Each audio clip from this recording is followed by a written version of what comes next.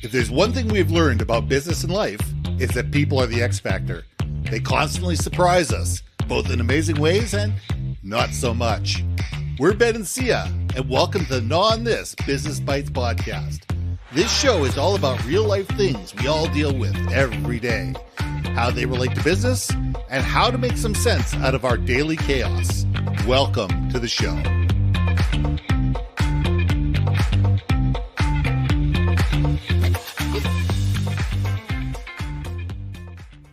And welcome to another episode on GNAW On This Business Bites. I'm Ben and this is Syya. Thank you guys for coming back another week. So this week, we want to talk to you about pundits versus experts. In the world of 24/7, 365 media, whether that be radio, whether that be television, whether that be social media, YouTube, you name it, there is a craving for content. Everybody wants more content. Everybody is looking to be entertained. Everybody is looking for ways to be educated. And the question we need to ask, is the person who's providing the information a pundit or are they an expert? Are they just somebody out there that's being paid to sensationalize, to promote, to be able to raise the ratings? Or are they actually providing valuable content? Are they actually giving you reason to sit there and go, I didn't know that before. Or wait a second, I never thought of it that way before. Or wait a second here, that's not what I thought. And I think we need to be able to separate the pundits whose job it is to sit there and say, well, we'll be right back after a commercial break, and we're going to talk about this, and get you to listen to those 5 minutes of commercials just so you can come back and hear them pontificate for another 15 minutes so they can send you to another commercial break. So I want to find out from Syya, what's your view on this? Because I think there is so many people out there calling themselves experts that are one YouTube ahead of everybody else. But what they really are is they're people that are just pushing this the content marketing machine, just trying to promote and promote and promote. Pundit versus expert. Can I just tell you, I have multiple facets on those terms right there. So number one, the first thing that jumps out in my mind, obviously, I live in the world of LinkedIn. Okay. Yeah. And I do not want to diminish anyone's value or imply that someone's not qualified or anything like that. But, there is a very healthy, economy of entrepreneurs and small business owners, right? Solopreneurs who are very experienced with what they do, right? Absolutely. And they have experience, they have wisdom, they've got a lot of education around it, whether it's formal training or not, right? It could be on the job, education.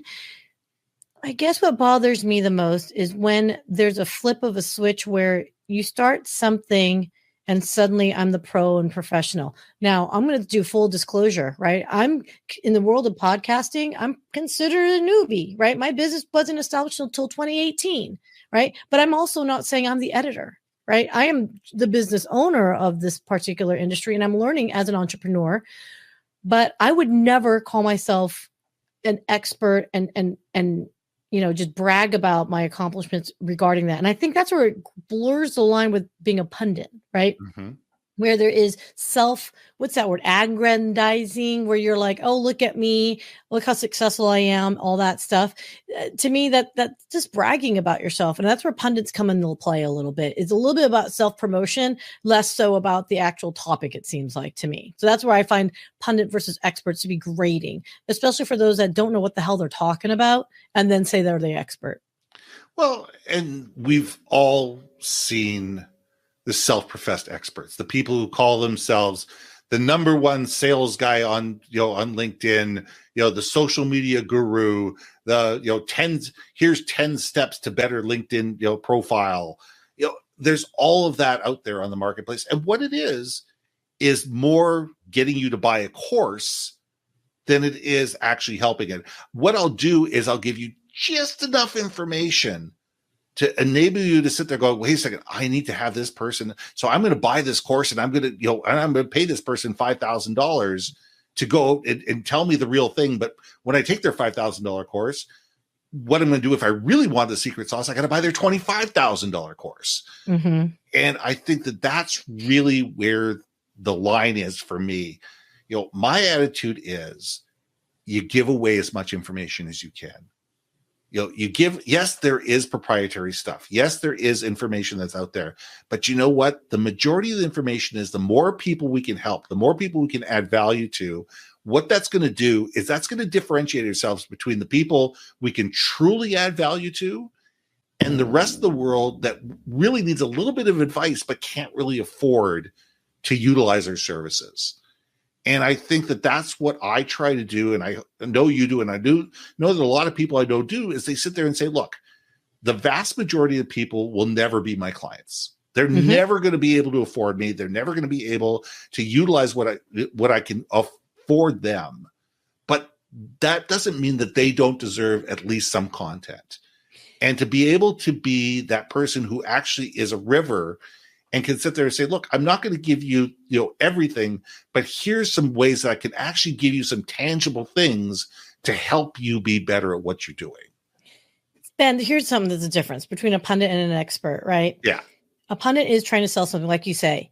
And you and I are both very much the same way. I will meet with someone. I will give information very freely. Mm-hmm. And you know what? Yeah, there is power in data and knowledge, but that's just learning facts. If you're listening to anything that you and I say about podcasting or about market or whatever underwater basket weaving, right?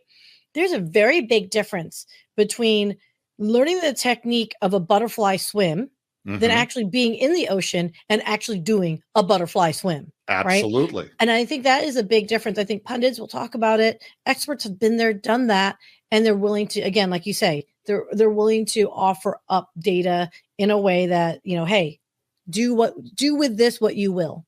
And there's no agenda and good luck and Godspeed kind of thing. So yeah, but there's so much.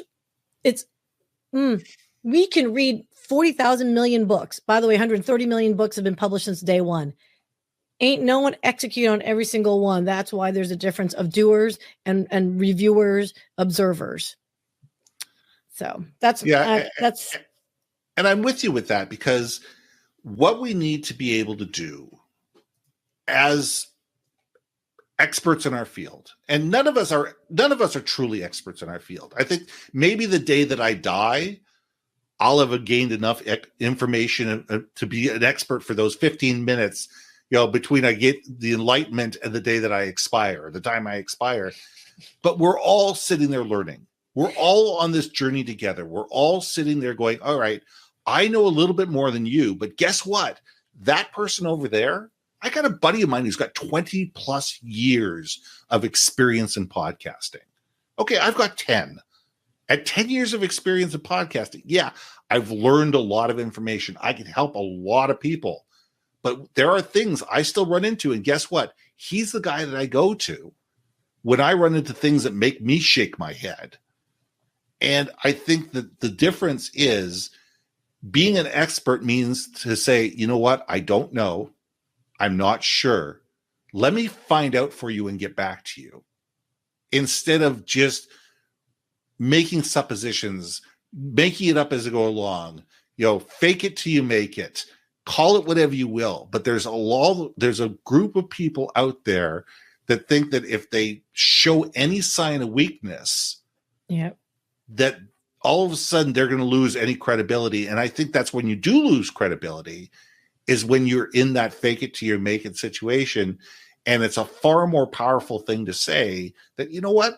I'm not really sure. Good. You know what? That's a great question. I've never heard that before. I've never thought about that before.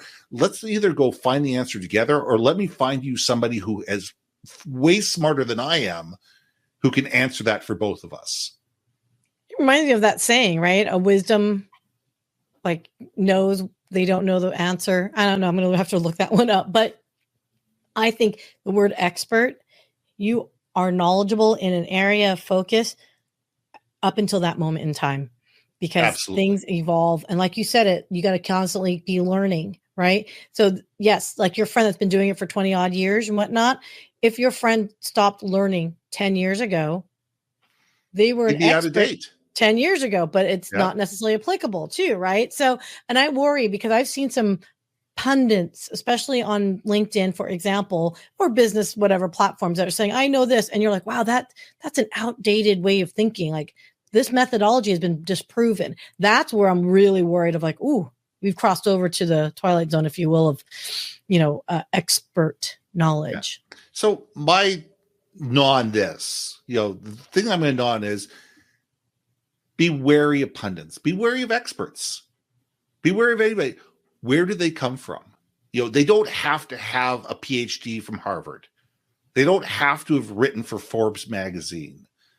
But sit there and say, okay, what have they written in the past? Who are the people that are commenting on their LinkedIn posts? How engaged are they on the platform? What else are they doing? What's available on their website? What are they saying on a consistent basis across various mediums? And if we can do that, then you have a far better idea of whether this person is actually a pundit and just a self-promoter or a true expert. So gnaw on this. These are the Business Bites. I'm Ben. I'm Syya. We'll see you soon. Hey. Thanks for listening to another episode of GNAW On This, Business Bites. If you liked what you heard, we most humbly ask that you like, share, and hit that subscribe button. And if you want to communicate more effectively within your organization, contact Ben at yourbrandmarketing.com or me, Syya, at innovationmediaenterprises.com. We can help you build your community, brand awareness, and personality through podcasting. We cannot wait to hear from you. So see you next week for another episode of GNAW On This, Business Bites.